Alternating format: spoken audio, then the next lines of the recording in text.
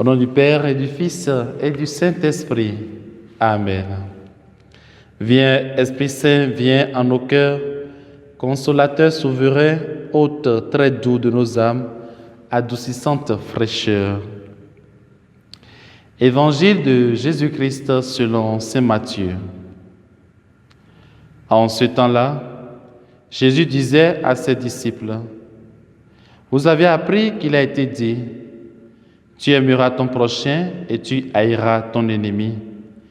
Eh bien, moi je vous dis, aimez vos ennemis et priez pour ceux qui vous persécutent, afin d'être vraiment les fils de votre Père qui est aux cieux.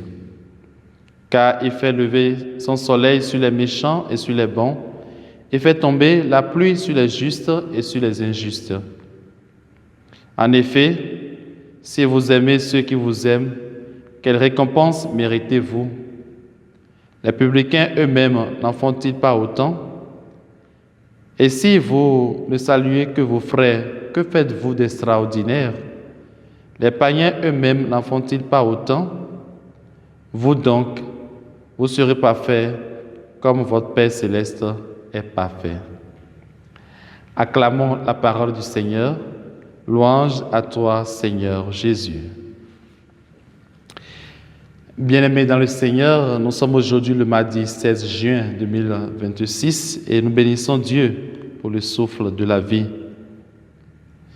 Dans l'épisode d'aujourd'hui, le Christ nous demande d'aimer nos ennemis et de prier pour ceux et celles qui nous font du mal. En effet, le commandement de l'amour n'a pas de préférence ou de choix sélectif, mais il s'applique à toutes les personnes sans discrimination, aucune de race, peuple ou culture. Aimer les ennemis rappelle à tout disciple du Christ qu'il doit regarder en face de lui la personne humaine, découvrir en elle l'image de Dieu. Mais osons le dire, ce n'est pas facile, car il y a des ennemis qui semblent impossibles à aimer, tant le mal qu'ils nous ont fait est énorme et insupportable. Mais frères et sœurs, refuser d'haïr et de se venger, c'est déjà aimer.